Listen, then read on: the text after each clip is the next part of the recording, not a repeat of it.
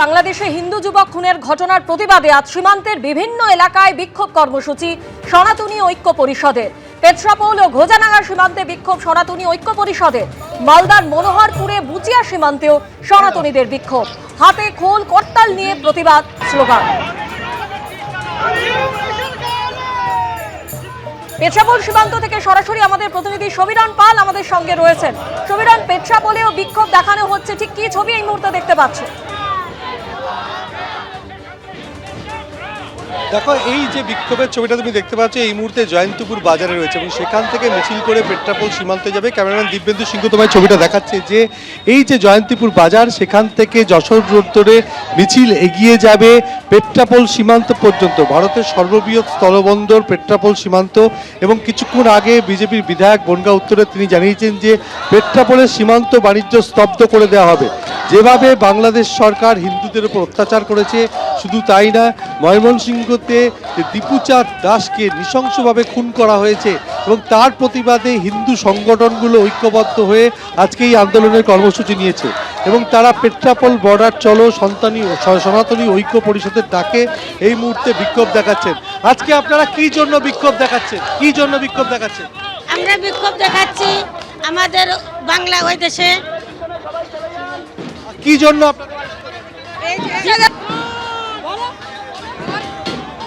আজকে যে দীপু ভাইকে যেইভাবে মারা হয়েছে, আজকে তার প্রতিশোধে আমরা আজকে এই দেখতে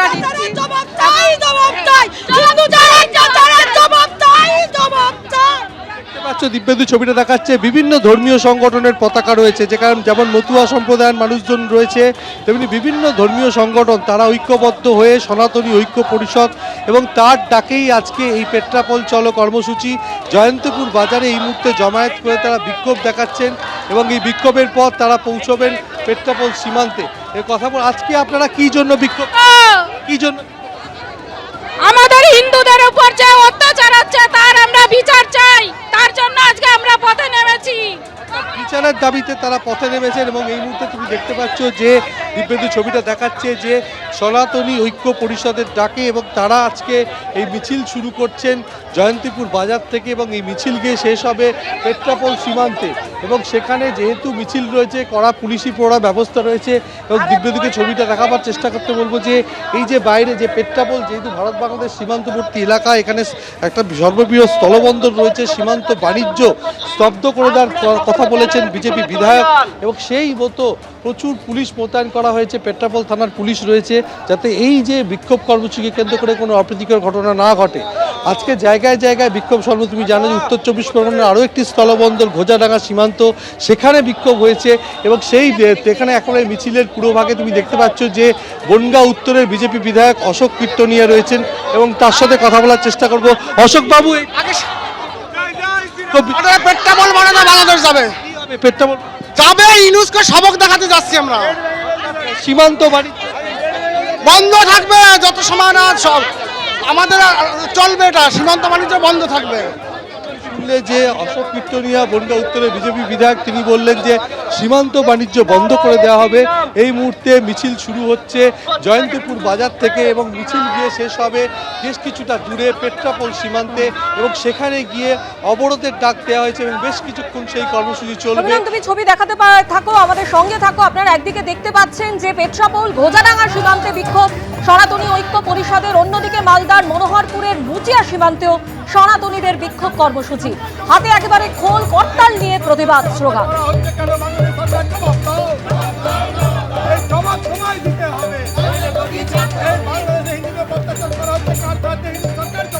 আমাদের উপরে যদি এইভাবে হিন্দুদের উপরে অত্যাচার করে, আর সেই বিষয়ে আমরা থেমে থাকবো না, আমরা এক হয়ে তাতে লড়বো এবং আমাদের এই রাজ্য সরকার আমাদের সনাতনী মহিলা পুরুষ সকলকেই একসঙ্গে আন্দোলন করলে তার উপরে অত্যাচার করছে এই রাজ্যের পুলিশ, এই পুলিশ আমাদেরকে থামিয়ে। অন্যদিকে বাংলাদেশে দীপু দাস হত্যার প্রতিবাদে হাওড়াতেও বিক্ষোভ কর্মসূচি, হাওড়া ব্রিজে ধুন্ধুমা।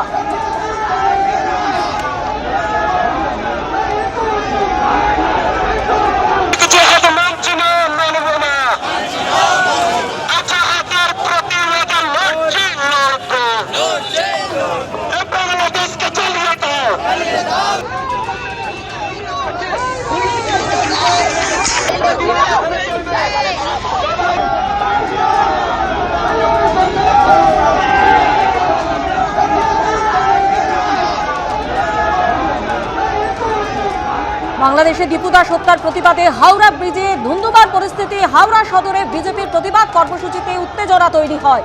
গোলমোহর থেকে মিছিল বিজেপি কর্মী সমর্থকদের। মিছিল করে হাওড়া ব্রিজের দিকে আসতেই বাধা দেয় পুলিশ এবং তারপরেই ধুন্ধুমার পরিস্থিতি তৈরি হয়।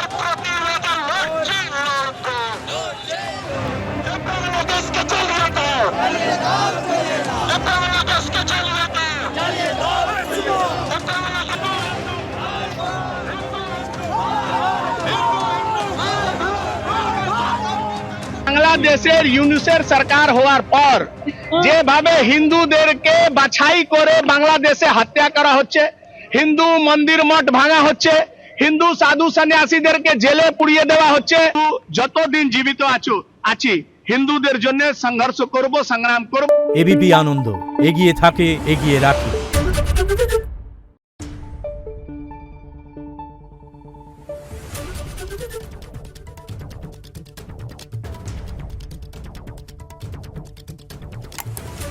Thank you.